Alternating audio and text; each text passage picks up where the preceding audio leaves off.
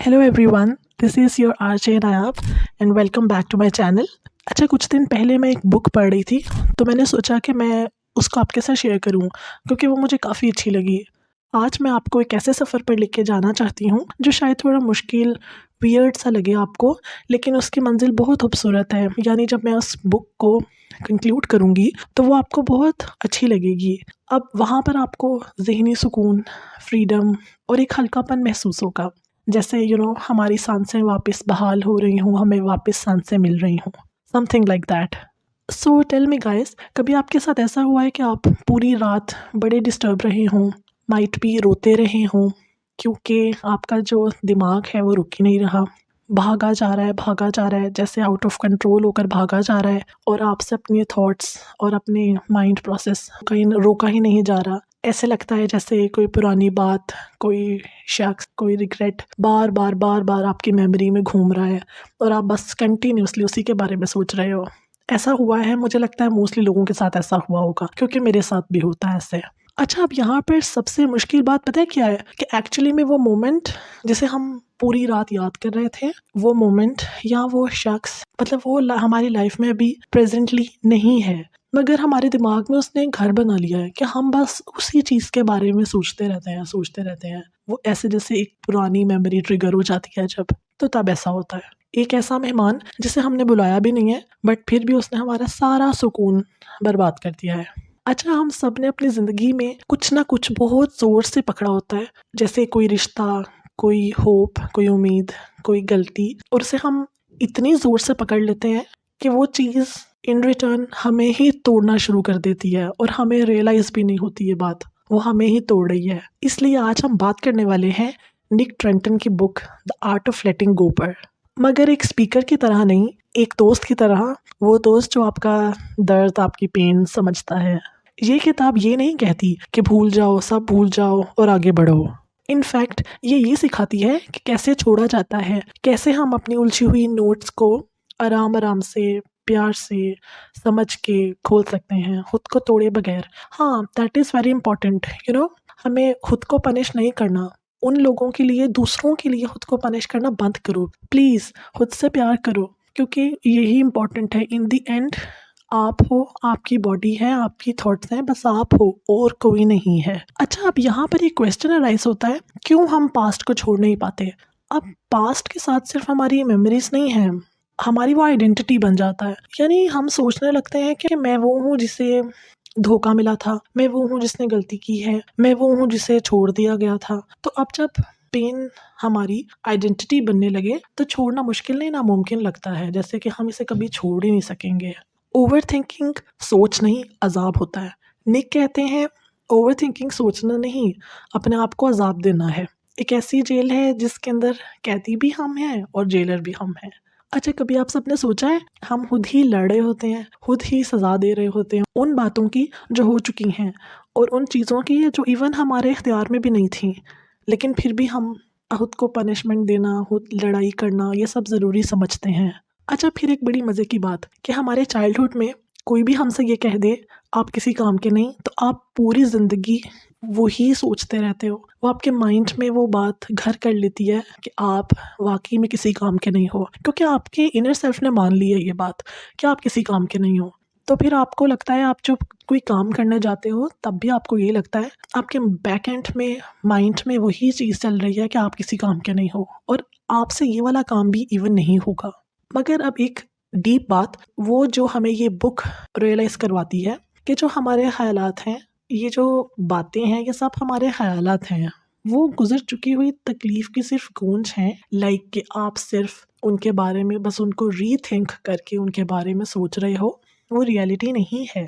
मतलब आप एक कमरे में जाओ और वहाँ जाकर आप कुछ भी ऊँचा-सा बोलो, तो अब आपको जो गूंज सुनाई देगी वापस, वो आप ही की कही हुई बात की सिर्फ़ गूंज है, राइट? वो रियलिटी नहीं है। फॉर इंस्टेंस, आपने कमरे में जाकर ये बोला मैं बेकार हूँ, तो जो आवाज़ आपको वापस रिटर्न सुनाई देगी वो यही होगी, मैं बेकार हूँ। लेकिन वो सिर्फ ख़याल है, आपके माइंड का ख़याल है, वो रियलिटी नहीं है।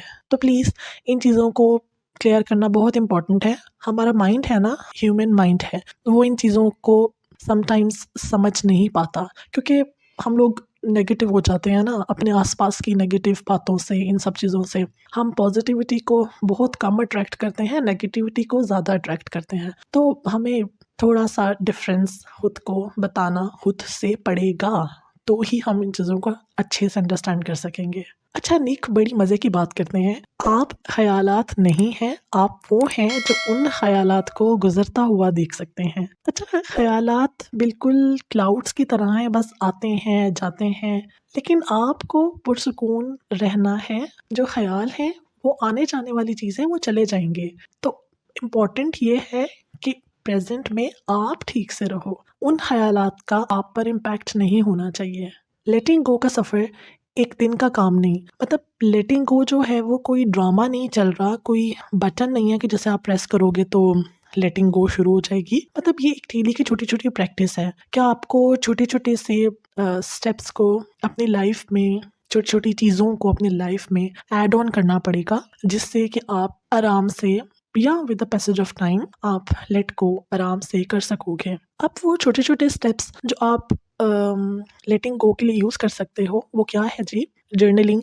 आप लिखना शुरू कर दो, जो भी आपके थॉट्स हैं, नेगेटिव हैं, पॉजिटिव हैं, या जैसा भी आप फील कर रहे हो, just write it down in your diary. Then आप ग्रैटिट्यूड, रोज़ 3 अपनी ग्रैटिट्यूड थिंग्स लिखो जिसके लिए आप ग्रेटफुल हो।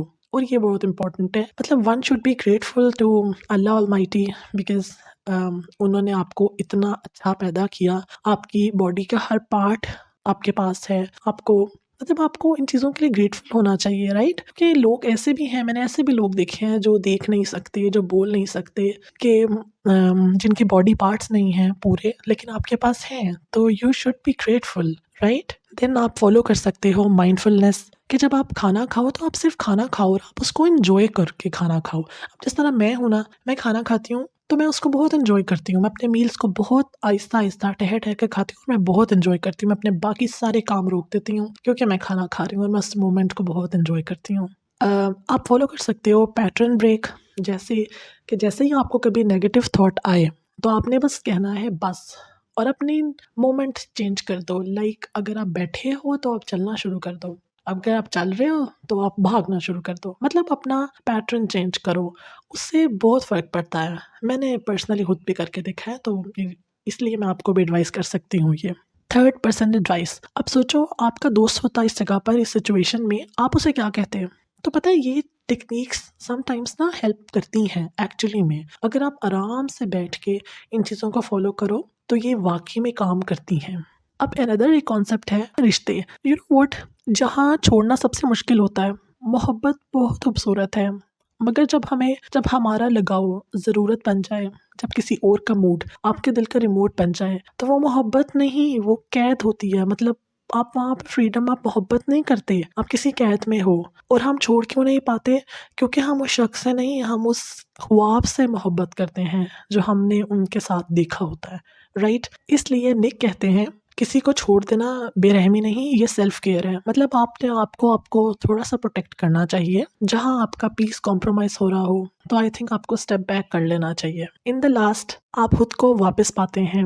अब हम सब उड़ना चाहते हैं, मगर माज़ी के जो पास्ट के जो बर्डन्स हैं ना, वो हमें उड़ने नहीं देते। तो निक ने बहुत खूबसूरत बात की है, जब आप किसी चीज़ को छोड़ते हैं, आप कुछ खोते नहीं हैं, आप बेसिकली खुद को वापस पाते हैं। मतलब आप अपने आप से ही दोबारा मिलते हैं। तो बेसिकली आज खुद से एक वादा करें, खुद को हल्का करें, खुद को माफ़ कर दें प्लीज़ उन यादों के लिए जो आपको आ रही हैं, जो पास्ट में थी। प्लीज़ उनका जो बोझ है उसको अपने ऊपर से उतार दें, और इन द एंड जो बचेगा वो असली आप होंगे, जो किसी चीज़ से नहीं डरता, जो फियरलेस है, और वो आप हैं एक्चुअली में। सो मुझे तो ये बुक बहुत अच्छी लगी। मतलब मैंने जब पूरा इसको पढ़ लिया तो मैं इसमें से जो मैक्सिमम निकाल सकती थी, मैंने यही समरी निकाली है। और मैं इसको जिन वर्ड्स में आपको बता सकती थी, मैंने पूरी कोशिश की है कि आपको समझाने की, कि आपको समझ में आ जाए बातें, क्योंकि आई अंडरस्टैंड कि डीप बातें हैं, समटाइम्स मुश्किल हो जाता है इनको गेट करना। So if you like this message video, please do like, share and subscribe my channel and press the bell icon for the latest videos. Till then, take care of yourself and stay happy. Goodbye.